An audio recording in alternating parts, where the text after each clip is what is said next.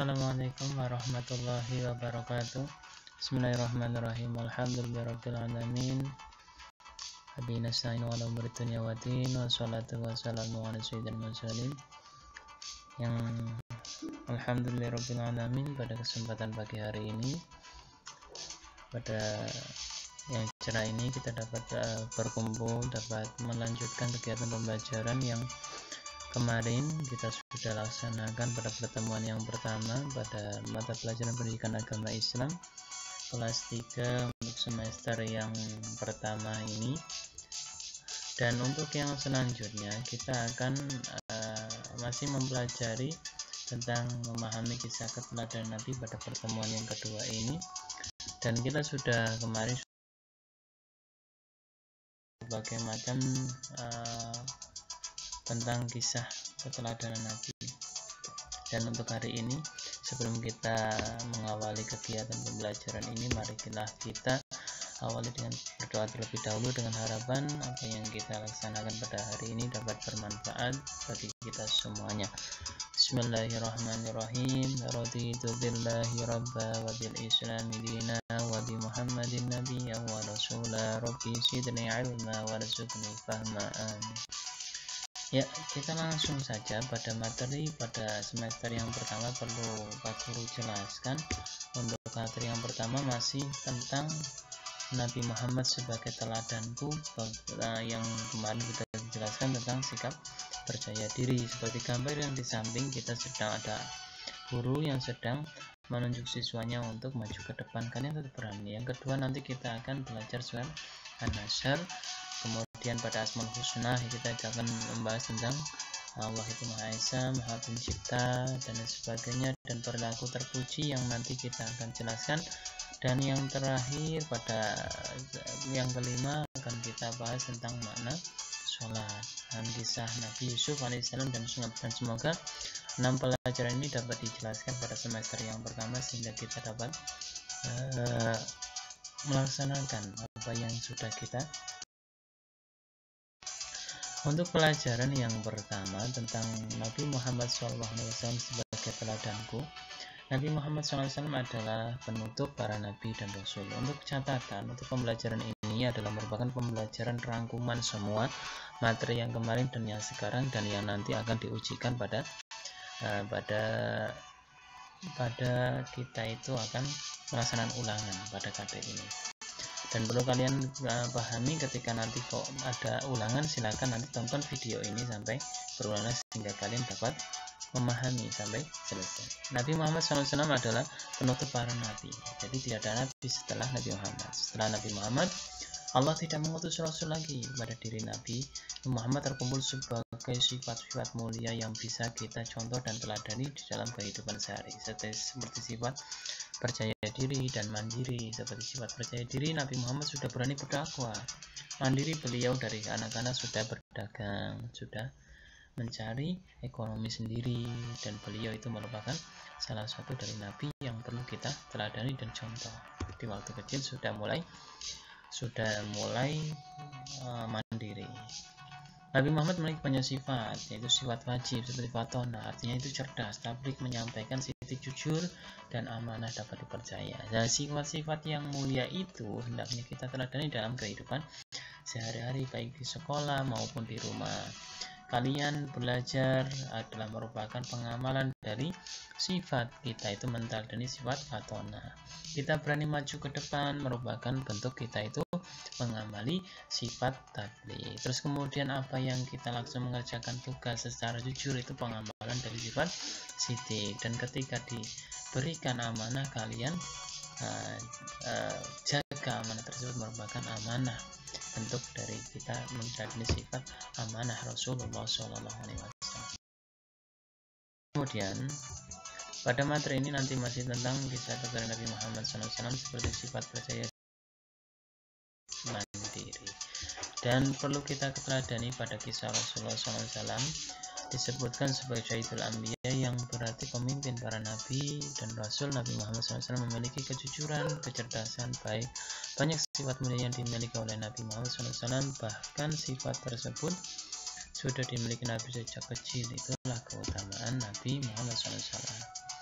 Nah, sejak kecil Nabi Muhammad sudah menunjukkan sikap percaya dirinya. Ketika lahir, Nabi dalam keadaan yatim, ayahnya meninggal ketika beliau masih berada dalam kandungan. Ketika berumur 6 tahun, ibundanya juga meninggal. Jadilah Nabi Muhammad seorang anak yang tidak memiliki ayah dan tidak memiliki seorang ibu di saat masih anak-anak.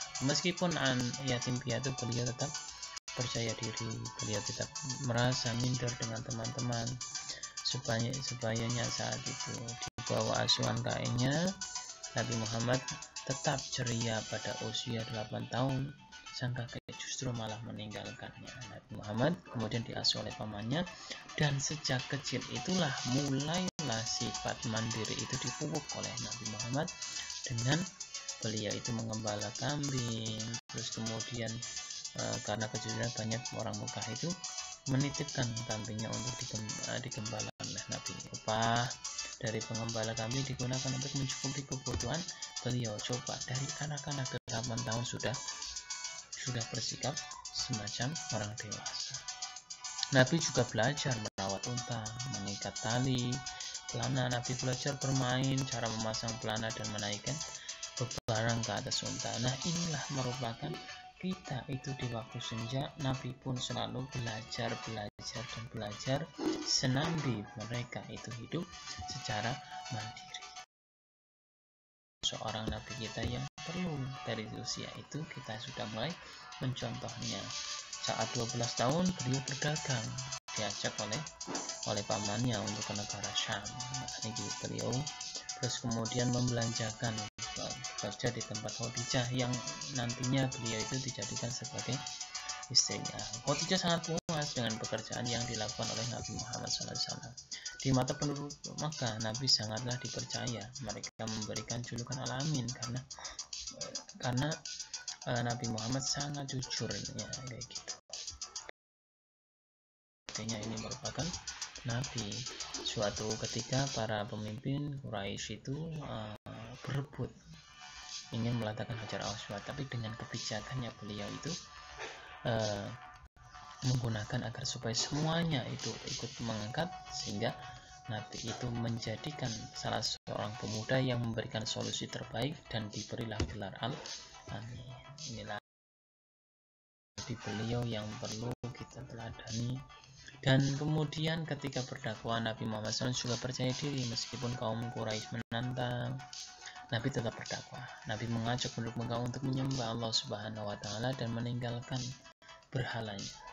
Nabi Muhammad tidak takut akan ancaman kaum kafir dan meyakini kebenaran ajaran Islam yang dibawanya, dan percaya diri terus berdakwah, yakin akan pertolongan dan lindungan Allah, bahkan beliau tidak takut dengan ancaman dari orang-orang kafir. Itulah beberapa sifat keteladanan Nabi Muhammad SAW. Sikap mandiri dan percaya diri sudah tumbuh sejak kecil.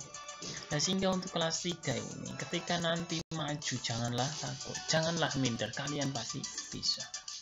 Inilah bentuk kalian. Nabi Muhammad di waktu kecil semuanya berdakwah. Beliau itu yatim piatu, beliau berani berdakwah, berani berjuang, dan inilah semua kita contoh. Majulah ke depan, mengungkapkan apa yang kalian pikirkan, jangan malu, jangan takut gagal. Inilah merupakan sifat Nabi Muhammad yang harus kita teladani agar kita menjadi orang yang sukses seperti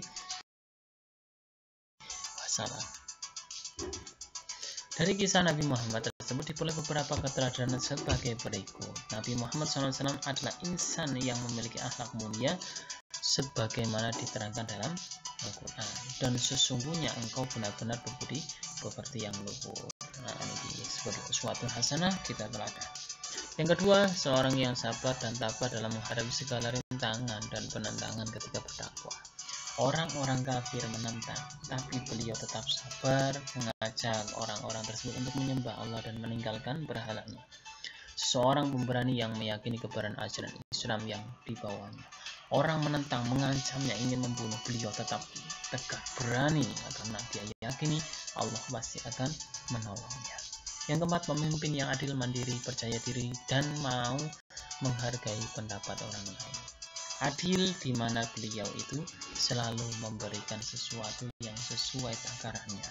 mandiri di waktu kecil sudah mulai berdagang, mengembala kambing, percaya diri beliau berani mengungkapkan dakwahnya, mau menghargai pendapat orang lain ketika sedang melakukan hajat aswad. Senantiasa mengajak umat ke jalan yang benar, yakni menyembah Allah dan menyuruh untuk meninggalkan berhalanya. Inilah sikap keberaniannya. Senantiasa menyeru dan menyebarkan perdamaian. Inilah dari sekarang perdamaian ini Islam itu sudah masih ada, ini berkat beliau dan masih hidup di dunia. Percaya diri dan mandiri. Apa yang kamu rasakan ketika menyanyi atau bercerita di depan kelas? Adakah rasa grogi, deg-degan, atau takut pada dirimu? Ataukah kamu mau melakukan dengan penuh keyakinan? Semua perilaku di atas adalah cara untuk melatih rasa percaya diri. Grogi biasa, deg-degan biasa, takut akan salah itu biasa, tapi kita lawan semuanya. Kita itu bisa, diri kita itu bisa, kita percaya diri kita.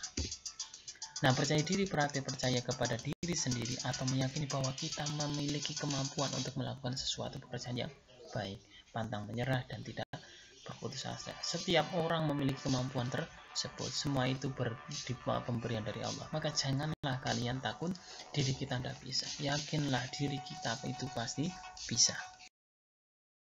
Gagal apa yang kita lakukan di dunia, ini semua karunia oleh Allah. Semua orang itu bisa. Seperti contoh, kita harus yakini bahwa belajar akan membuat kita pintar. Kita mengerjakan tugas, kita harus percaya diri dengan cara mengerjakan dengan sungguh-sungguh.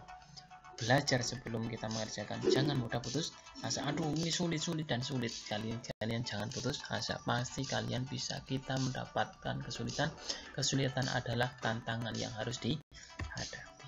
Dalam beribadah, kita harus percaya diri, yakinlah bahwa Allah melihat semua ibadah kita lakukan ibadah karena ingin mendapat ridho dari Allah Subhanahu wa Ta'ala. Masih banyak contoh lain sikap percaya diri. Berlatih menjadi orang yang percaya diri dengan cara rajin belajar, rajin beribadah, dan melaksanakan tugas dengan penuh tanggung jawab.